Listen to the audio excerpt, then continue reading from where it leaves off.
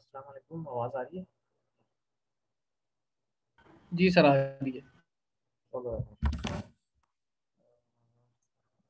आज के दिन नया टॉपिक स्टार्ट करते हैं। Transfer function. ठीक है, ट्रांसफर फंक्शन होते क्या है और क्यों फाइंड आउट करते हैं। ठीक है, उससे रिलेटेड थोड़ा सा डिस्कस कर लेंगे। एक सिंपल रेंज सर्किट यानी कि आर और सी, इन दोनों को जब हम कनेक्ट करते हैं तो इसका ट्रांसफर फंक्शन वगैरह बनता क्या है और उसका मतलब क्या होता है। ठीक है, तो थोड़ा सा इस साइड के ऊपर देखेंगे हम लोग। ठीक है, तो खैर सबसे पहले तो आ जाते हैं यार बेसिक्स के ऊपर। ट्रांसफर फंक्शन होता क्या है यार। हाँ, यहाँ तो है।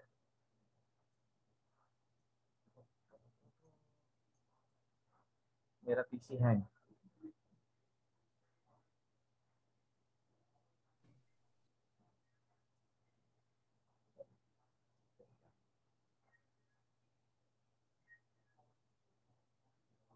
अच्छा जी, हाँ, ट्रांसफर फंक्शन होता क्या है। ट्रांसफर फंक्शन लोग समझ लो, फिलहाल कोई भी सिस्टम जो है, ठीक है, लेट से कोई खतरनाक तरीन सर्किट है जिसके अंदर बहुत सारे इंडक्टर हैं, बहुत सारे कैपेसिटर हैं, बहुत सारे रेजिस्टर हैं।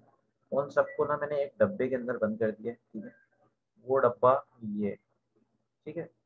अच्छा, उस डब्बे का ना कुछ इनपुट होगा और कुछ ना कुछ आउटपुट होगा। उस डब्बे के इनपुट पर मैं कुछ ना कुछ इंसर्ट कर सकता हूँ। लेट से वोल्टेज अप्लाई कर दिया, लेट से मैंने कोई करंट सोर्स अप्लाई कर दी, या फिर अगर मैकेनिकल सिस्टम्स वगैरह में आ गए, लेट से मैंने कोई फोर्स अप्लाई कर दी। ठीक है, तो उसके रिस्पेक्टिव कोई फोर्स के रिस्पेक्टिव मेरे पास आउटपुट डिस्प्लेसमेंट आ गए। लेट से अगर इलेक्ट्रिकल सर्किट पे देखें तो आउटपुट पे मैंने जब इनपुट पे वोल्टेज वगैरह अप्लाई किया तो हो सकता है एम्पलीफाई होकर मुझे आउटपुट में मिल रहा है, तो अंदर शायद हो सकता है कोई एम्पलीफाइंग सर्किट लगा हुआ। ठीक है, तो ईसीडी में शायद पढ़ रहे हो तुम लोग ट्रांजिस्टर्स वगैरह, तो उसके अंदर देख ही लिया होगा एम्पलीफायर हो रहा होता है उसमें। तो हो सकता है इलेक्ट्रिकल साइड पे एम्पलीफायर को सर्किट लगा हुआ हो सकता है अंदर कोई ऐसी चीज़ लगी हुई हो जो कि क्या करे, जब मैं उसको हाई फ्रीक्वेंसी का कोई सिग्नल दूँ तो आउटपुट पे वो कुछ भी ना दे। ठीक है, यानी कि कोई हाई फ्रीक्वेंसी डिटेक्टर, फिल्टर्स वगैरह का शायद अभी कॉन्सेप्ट ना हो तो उसका नाम मैं थोड़ा सा आगे चल के ले लूँगा। तो हाई फ्रीक्वेंसी को डिटेक्ट करके उसमें से एलिमिनेट करने वाला सिस्टम कुछ अंदर हो। ठीक है, तो ये अंदर क्या चीज़ है, उसको मैंने सब कुछ बॉक्स के अंदर बंद कर दिया।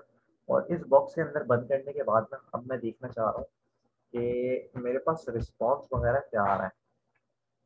ठीक है, तो इसका जो है रिस्पॉन्स वगैरह जो आ रहा होता है वो हम लोग किस तरीके से देख रहे होते हैं। इसको हम लोग कहते क्या है, अगर मैं एक काम करूँ कि आउटपुट को डिवाइड कर दूं मैं अपने इनपुट से। ठीक है, तो जो मेरे पास आएगा ना फैक्टर या चीज़, वो होगा मेरे सिस्टम का रिस्पॉन्स। ठीक है, सिस्टम का रिस्पॉन्स क्या है, यानी कि उसको मैं इनपुट कुछ भी दूं तो उसके रिस्पेक्टिव आउटपुट क्या आएगा, वो इस रिस्पॉन्स से बस मल्टीप्लाई होकर आ रहा होगा। लेट से मेरे पास एक बॉक्स जो ब्लैक बॉक्स था, वो जो भी मैं इनपुट पे दूं उसको 10 से मल्टीप्लाई करके आउटपुट पे दे देगा। ठीक है, ये था ब्लैक बॉक्स, लेट से। ठीक है, तो इसका ट्रांसफर फंक्शन क्या हुआ, 10 हुआ। ठीक है, अब मैंने ये फाइंड आउट कैसे किया, ये फाइंड आउट ऐसे किया, जब मैंने इसको 1 इनपुट किया तो आउटपुट पे मेरे पास 10 आ रहा है यार। जब मैंने इस ब्लैक बॉक्स को 2 इनपुट किया तो आउटपुट पे मेरे पास 20 आ रहा है। तो मैंने सिर्फ क्या करना है, सिंपल सा 20 को डिवाइड कर देना है इनपुट से, तो 20 डिवाइड बाय 2 मेरे पास 10 आ गया। ये हमेशा जो है, चाहे मैं कोई भी इनपुट दे दूं, ट्रांसफर फंक्शन मेरे पास थ्रू आउट सेम रहेगा सिस्टम का। इसको सिस्टम रिस्पॉन्स भी कहते हैं, ट्रांसफर फंक्शन भी कहते हैं। ट्रांसफर फंक्शन जो कहते हैं हम लोग, वो कह रहे होते हैं हम लोग इसको फ्रीक्वेंसी डोमेन में अगर रहते हुए बात कर रहे हैं। फ्रीक्वेंसी डोमेन का मतलब मैं लो फ्रीक्वेंसी सिग्नल दे रहा हूँ या हाई फ्रीक्वेंसी सिग्नल दे रहा हूँ, मैं उसमें ट्रांजिएंट या टाइम डोमेन की बात नहीं कर रहा। 1 मिली का सिग्नल था क्या 2 मिली का था। ठीक है, तो फ्रीक्वेंसी डोमेन में बात अगर करूँ तो मेरे पास ये ट्रांसफर फंक्शन कहलाएगा। अगर इसी चीज़ को मैं टाइम डोमेन के अंदर देख लूँ तो ये सिस्टम फंक्शन कहलाएगा या सिस्टम रिस्पॉन्स। ठीक है, तो सिस्टम रिस्पॉन्स इन सबको जो जनरली डिनोट करते हैं वो एच से करते हैं। एच जो होता है वो ट्रांसफर फंक्शन होता है, capital H transfer function, small H अगर लिख रहा हूँ तो वो सिस्टम फंक्शन हो जाएगा, यानी कि मैं टाइम डोमेन में उसको ऑब्जर्व कर रहा हूँ। ठीक है, मेन थ्योरी है वो यही है। ट्रांसफर फंक्शन जो होता है वो सिर्फ रेशो होता है आउटपुट डिवाइड बाय इनपुट का, ठीक है। अगर मैंने ये रेशो फाइंड आउट कर लिया अपने किसी भी ब्लैक बॉक्स का, तो मुझे उसका ट्रांसफर फंक्शन मालूम हो चुका है। अगर मुझे ट्रांसफर फंक्शन मालूम है किसी भी ब्लैक बॉक्स का, तो मैं प्रिडिक्ट कर सकता हूँ मेरे पास आउटपुट क्या आने वाला है। चाहे मैं कुछ भी इनपुट दूँ, इनपुट मुझे मालूम है, तो उसके हिसाब से मैं प्रिडिक्ट कर सकता हूँ मेरे पास आउटपुट क्या आने वाला है, ठीक है। जैसे कि मैंने ब्लैक बॉक्स का फाइंड आउट किया, इसका गेन जो है 10 है। अब मैंने इसको कभी फाइंड आउट नहीं किया था ये 50 के ऊपर क्या रिस्पॉन्स देगा, मुझे नहीं पता था ये आ देगा। पहले कभी मैंने एनालाइज या मेजरमेंट जब कर रहा था इस ब्लैक बॉक्स की, तो उस टाइम पे मैंने 50 नहीं दिया था। तो मैंने अभी 50 जब सोचा, क्योंकि मुझे पता चल चुका है ट्रांसफर फंक्शन क्या है, तो मुझे पता है अब आउटपुट क्या आएगा, 500 आएगा। तो मैं वेरीफाई भी करना चाहूँ तो इनपुट पे मैं दे सकता हूँ इस ब्लैक बॉक्स को, इनपुट पे 50 दूंगा, मुझे आउटपुट पे 500 मिल रहा होगा। लेकिन कुछ होती है नॉन लीनियरिटीज वगैरह, उसको तो खैर इग्नोर ही करते हैं। अगर एक एग्जांपल दूं छोटी सी, तो जो तुम लोगों का ट्रांजिस्टर्स वगैरह है वो भी एक लिमिट तक ही एम्पलीफाई करता है, यानी कि कुछ मैंने लगाया हुआ है गेन चेन का स्टेज, मैं इनपुट पे 1 देता हूँ, आउटपुट पे 10 देता है, ठीक है। तो ये नहीं होगा कि मैं आउट इनपुट पे 2 दे रहा हूँ, आउटपुट पे 20 आ गया, इनपुट पे मैंने 500 दिया, आउटपुट पे मेरे पास कुछ 5 लाख कुछ आ जाए, ठीक है। तो इतनी बड़ी बड़ी वैल्यूज नहीं आ सकती। जो कुछ भी आएगा वो लिमिट होगा किससे, मेरे पास यहाँ पे सप्लाई कितनी दी हुई है, ठीक है।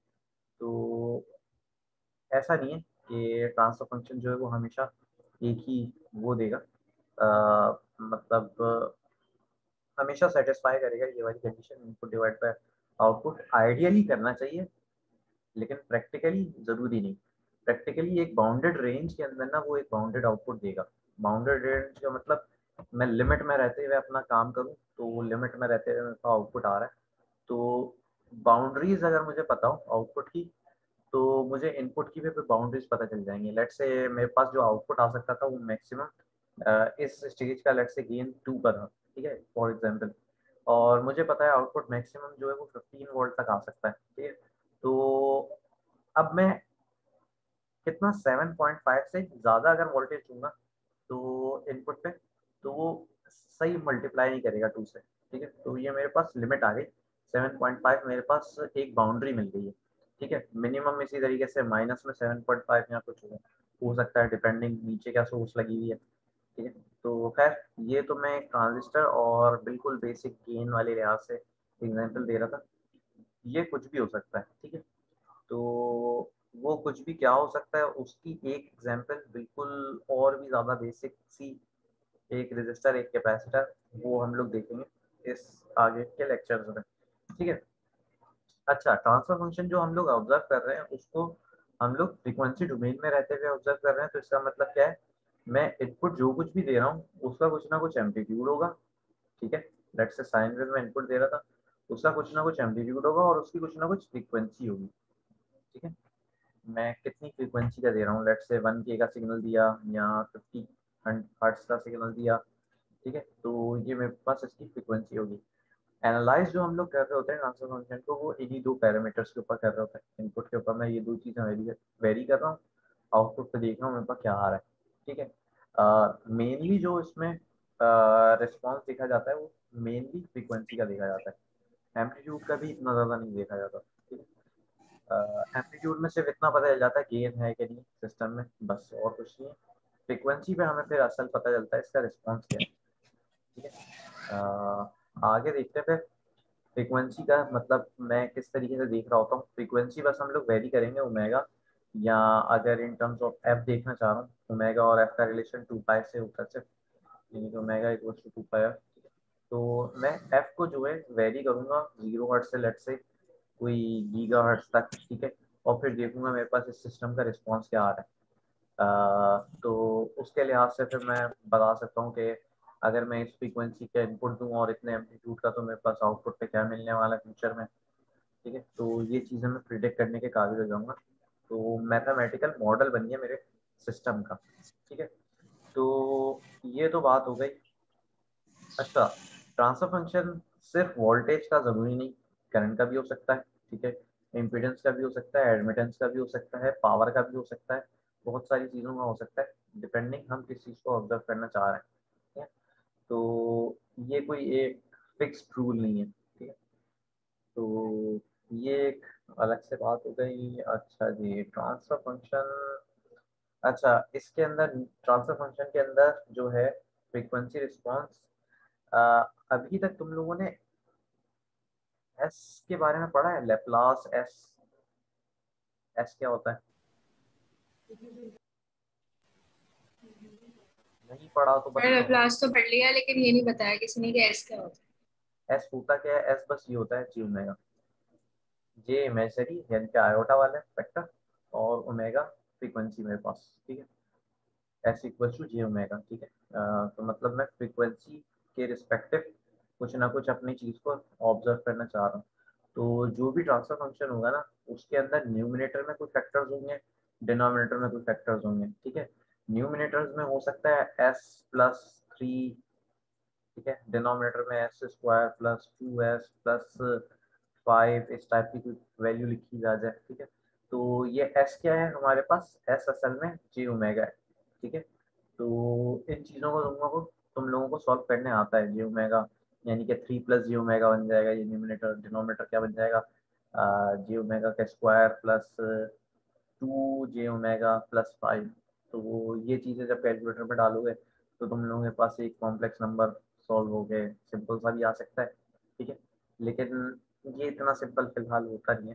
तो अगर मैं फ्रीक्वेंसी रिस्पांस को ऐसे ही रहने दूँ ना फिलहाल, तो मतलब ये एक मैंने एग्जाम्पल के तौर पे ऐसी लिखी है, फजूल से नंबर्स। ठीक है, तो ये होता क्या है? जो मैंने नंबर्स लिखे हैं ये कुछ इस टाइप का समझ लो कि न्यूमरेटर में जो कुछ भी लिखा हुआ है ना, उसको हम लोग कहते हैं जीरोस।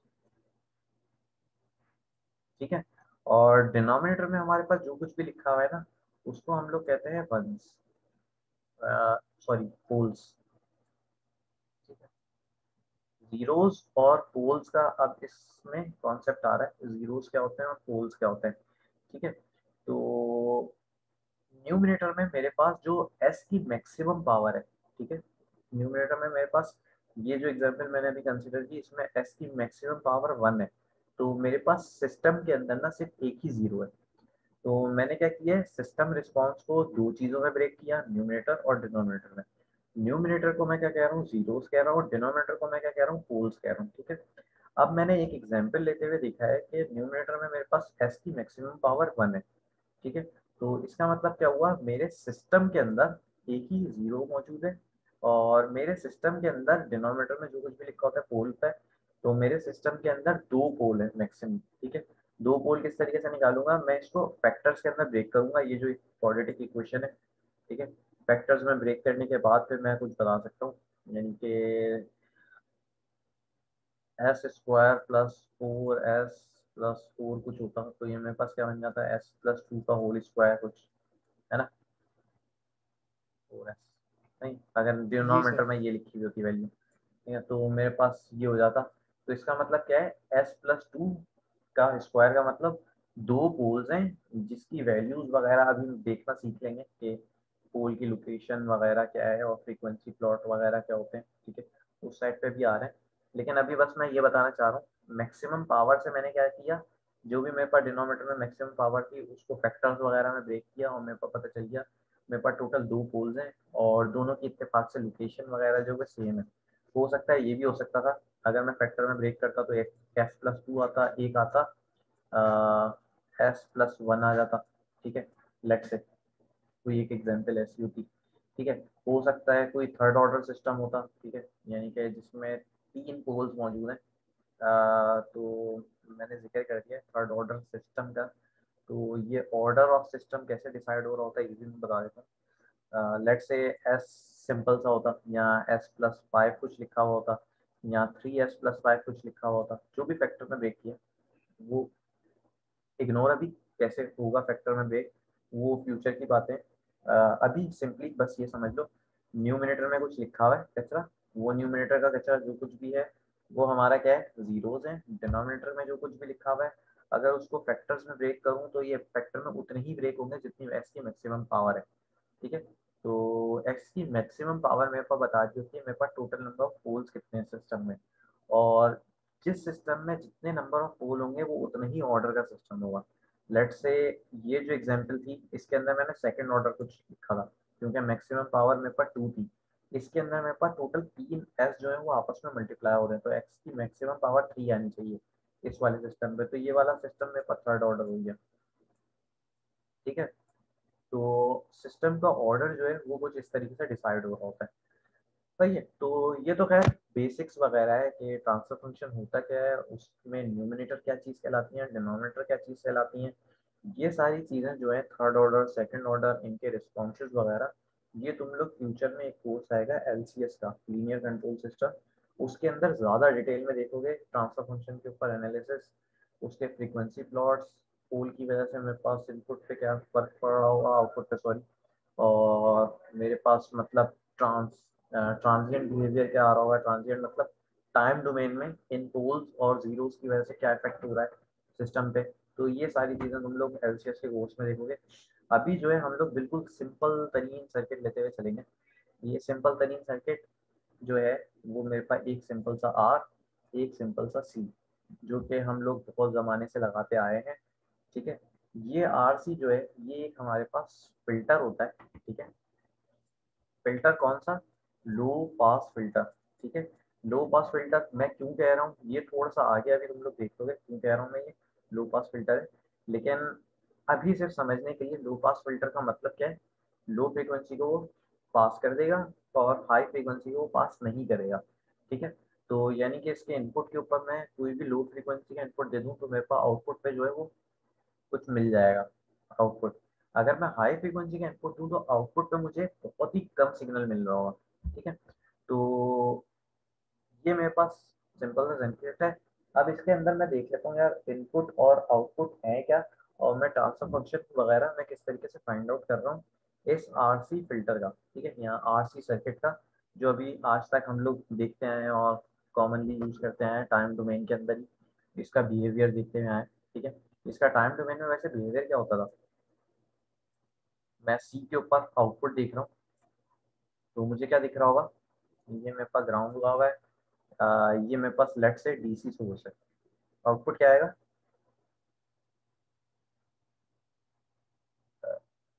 कोई बता दे नहीं बंदा। सर दोबारा कहिएगा। मैं ये बता रहा हूँ पूछ रहा हूँ कि मेरे पास ये लेट से डीसी सोर्स है। ठीक है, वीडीसी, इस वीडीसी को मैंने एक रेजिस्टर और एक कैपेसिटर के साथ जोड़ दिया है। मैं कैपेसिटर के ऊपर वोल्टेज देख रहा हूँ, वोल्टेज कितना आ रहा है वीसी।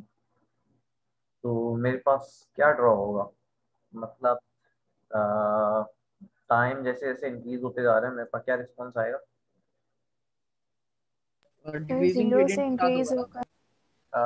बिल्कुल कुछ इस टाइप का होता है ना, जी सर। चार्जिंग सर्किट वाला जो होता है 5 टॉ 10 टॉ के ऊपर मेरे पर 99.9999% चार्ज हो चुका है कैपेसिटर। ठीक है, और 1 टॉ के ऊपर कोई 60% चार्ज होता था। ठीक है, ऐसे कुछ होता है ना बातें। तो ये तो हम लोग बिहेवियर जो है टाइम डोमेन के अंदर देखते हुए आ चुके हैं। अब मैं देखना चाह रहा हूँ फ्रीक्वेंसी डोमेन में इसका क्या इफेक्ट हो रहा है। ठीक है, इसके ऊपर मतलब मैं फ्रीक्वेंसी डोमेन के अंदर जब इसको एनालाइज करूंगा तो मेरे पास क्या रिस्पॉन्सेज वगैरह जनरेट हो रहे हैं। ठीक है, अच्छा जी, तो मेरे पास इनपुट क्या है, इनपुट मेरे पास ये है जो सप्लाई मैंने कनेक्ट की हुई है, तो ये मेरे पास इनपुट हो गया जो मैंने सप्लाई कनेक्ट की हुई है। आउटपुट मेरे पास क्या है, जो मैं कैपेसिटर के ऊपर वोल्टेज देखना चाह रहा हूँ, ये मेरे पास आउटपुट है। ठीक है, तो मैंने अपने सिस्टम का इनपुट और आउटपुट डिसाइड कर दिया। ठीक है, तो मेरे पास है क्या, एक रजिस्टर लगा हुआ है, एक कैपेसिटर लगा हुआ है, उसको मैंने ग्राउंड कर दिया है।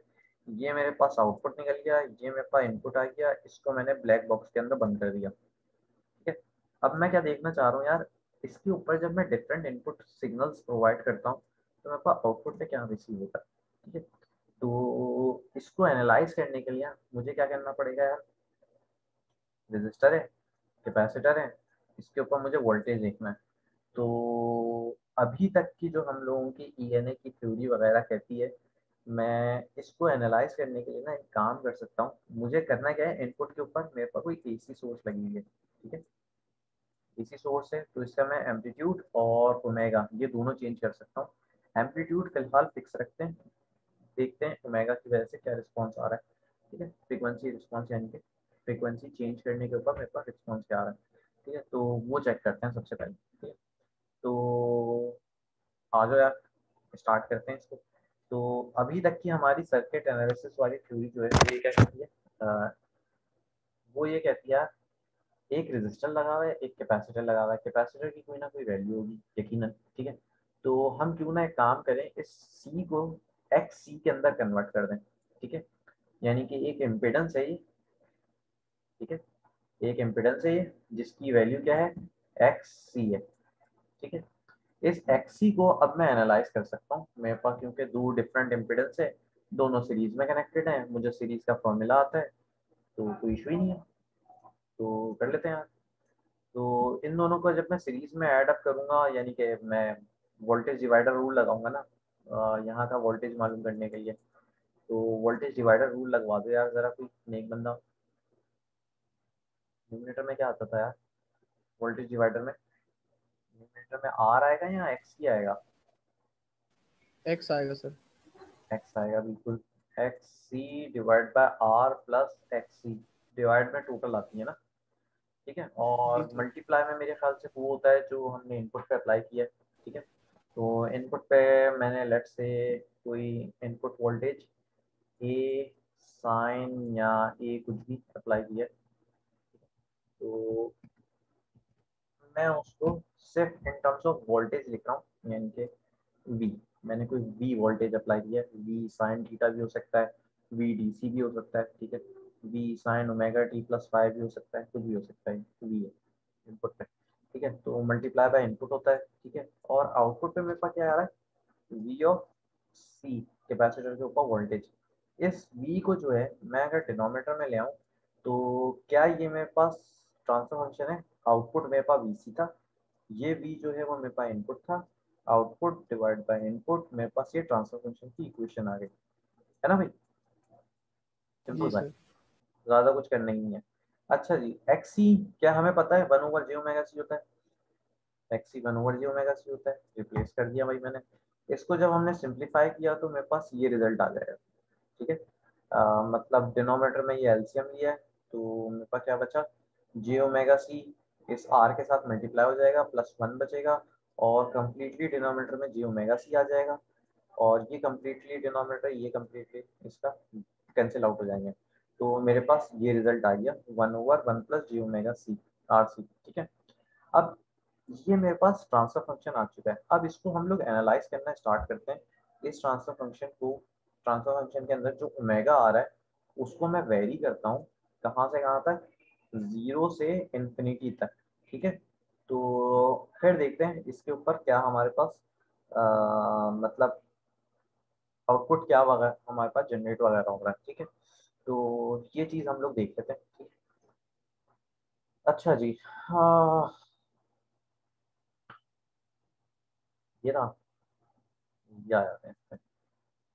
अच्छा जी, इसके ऊपर देखते हैं अब हम लोग ओमेगा की वैल्यू जब मैं चेंज करते जा रहा हूँ, तो पहले मैं ट्रांसफर लिख देता हूँ, one divide by one plus j omega c. कोई अच्छा सा बच्चा ना ये कैलकुलेटर निकाल के मुझे वैल्यूज बता दे। ठीक है ना, ओमेगा की मैं डिफरेंट वैल्यू रखना चाह रहा हूँ। ठीक है, और जे ओमेगा आर सी। ठीक है, आर को हम लोग कोई एग्जांपल के तौर पे वन मेगा ले लेते हैं, सी को मैं वन माइक्रो ले लेता हूँ। ठीक है, तो वन मेगा वन माइक्रो आपस में कैंसिल आउट हो गए, बचा क्या मेरे पास, वन, है ना, आसानी जी के लिए सर। अपनी। ठीक है, मैं अपनी आसानी के लिए रेजिस्टर और कैपेसिटर की वैल्यू का चूज कर रहा हूँ। आर की वैल्यू मैंने वन मेगा सपोज कर ली, कैपेसिटर की वैल्यू वन माइक्रो सपोज कर ली। ठीक है, तो जब मैंने इसके अंदर इंसर्ट किया तो मेरे पास क्या आ गया, वन माइक्रो वन मेगा आपस में कैंसिल हो जाएंगे, माइक्रो मेगा। तो मेरे पास ट्रांसफर फंक्शन जो है ना वो थोड़ा सा सिंपल हो गया, वन प्लस जे ओमेगा से बचा। ठीक है, अच्छा अब कोई बंदा ना पाँच छः वैल्यू निकाल के बता दे ओमेगा की। लेट से मैं जीरो के ऊपर निकालना चाह रहा हूँ, मैं टेन के ऊपर निकालना चाह रहा हूँ, मैं ट्वेंटी के ऊपर निकालना चाह रहा हूँ, 30, 100 और 1K। ठीक है, कोई नीचे से शुरू हो जाए, मैं ऊपर से करता हूँ। 1/1 तो ये तो 1 आता है। ठीक है, मैं जीत रहा हूँ भाई, मैंने एक निकाल लिया अब तक। 1/1। अरे 1K पे तो बड़ी अजीब सी वैल्यू आ रही है। क्या? 1K पे तो बहुत अजीब सी वैल्यू आ रही है। हाँ, जो भी आ रही है वो बता दो। 1/10000001 ये minus nine point complex nine nine equals to exponent ये भी कर माइनस लेना। Four iota. इसमें बताना जरा, मतलब मैग्नीट्यूड से बताना। ठीक है, फिगर्स नहीं मतलब बताना। आयोटा वाली टर्म निकाल के। आयोटा निकाल लेना, आर एंगल थीटा में कन्वर्ट कर लेना। ठीक है, तो ये क्या आ रहा है? 0.09, 0.09। ठीक है, फिर आगे क्या आ रहा है? फिर कॉम्प्लेक्स भी। अच्छा, अब डायरेक्ट हो जाएगा। 10 की जगह 20 डाल दो। ये मेरे पास आ गया 0.04। मैं जीत रहा हूँ, कोई है? Sir 9.99 exponent minus four. 9.99 exponent -4, है ना? हाँ मल्टीप्लाई मतलब बाय 10 की 10 की पावर पावर माइनस। -4 ना, तो जो भी है। ठीक है ना? आ, और बाकियों का कौन तंग कर रहा है? सर 100 पे आ रहा है 9.99 मिली और एंगल है -89.4। 9 पॉइंट सर की कॉल आ रही थी। तो समझ ही नहीं आ रहा। 9.99 मिली। ठीक है, और ये 0.99 मिली होगा। यार 2 मिनट वेट करना सर, सलाम की कॉल आ रही है, उनको बात करना।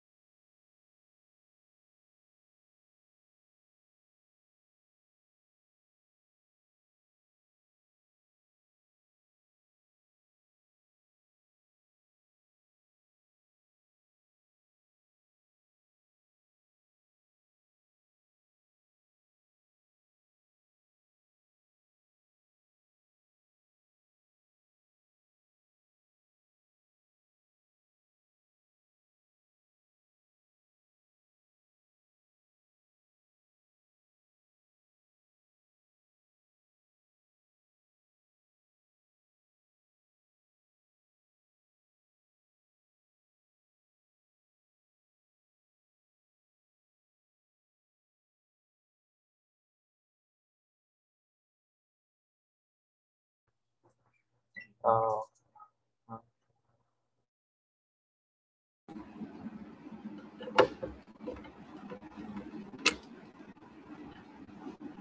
कुछ भी समझ नहीं आ रहा है तो।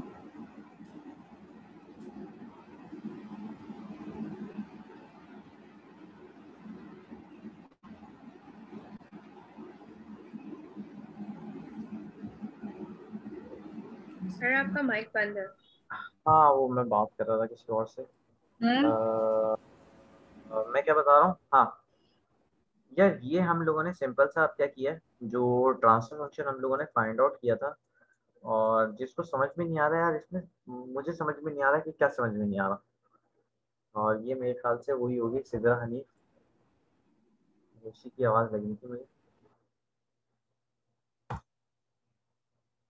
देखो सिंपल सा ही है। मेरे पास ये एक आरसी वो बना हुआ है सर्किट।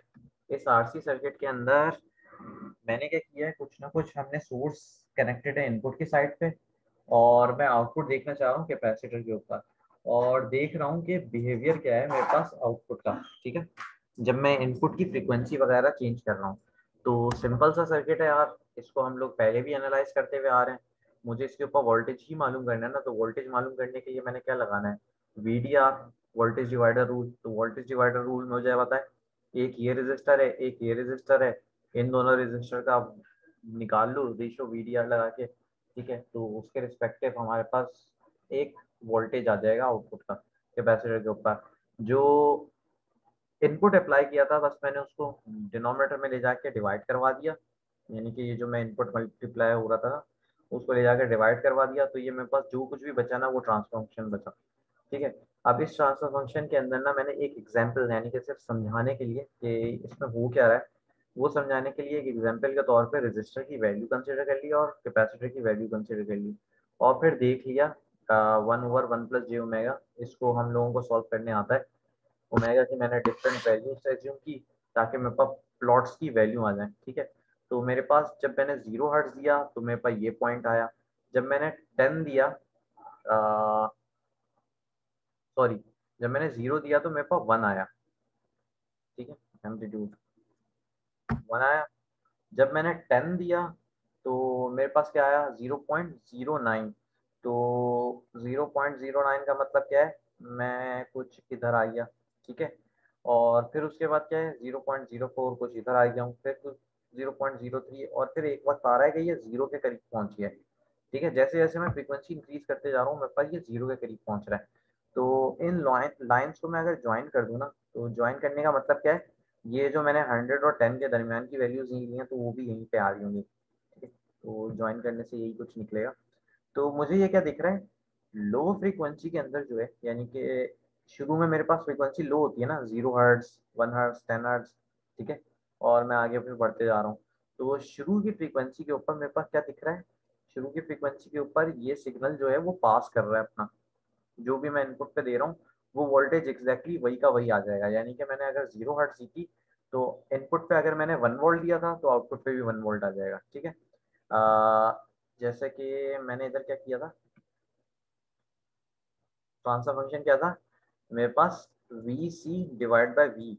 तो मैं अगर न्यूमरेटर में दोबारा ले जाऊँ, वी को दोबारा मल्टीप्लाई करवा दूँ ऊपर, तो इनपुट पे अगर मैं 2 वोल्ट दे दूँ, तो आउटपुट पे भी 2 वोल्ट आ जाएगा, यानी कि ये 2 टाइम्स हो जाएगा। इनपुट पे अगर 3 दूँ, तो ये भी 3 टाइम्स कुछ हो जाएगा, 3 वोल्ट। और साइन की मैं सिर्फ फ्रीक्वेंसी चेंज करता हूँ, तो मेरे पास ये जो पीक आ रही है ना, ये हो सकता है ऊपर आ जाए, 3 के ऊपर आ जाए, क्योंकि यहाँ पर 3 लिखा हुआ आ रहा होगा इस रजिस्टर कैपेसिटर की वैल्यूज के ऊपर। ठीक है, तो उस पर कंफ्यूज ना हो, मैग्नीट्यूड क्या होगा, मैग्नीट्यूड सब कुछ डिपेंड कर रहा है मेरे इनपुट के एम्पलीट्यूड के ऊपर, इनपुट एम्पलीट्यूड में जितना ज़्यादा दे रहा हूँ। लेकिन लेट्स से आसानी के लिए अगर मैं 1 इनपुट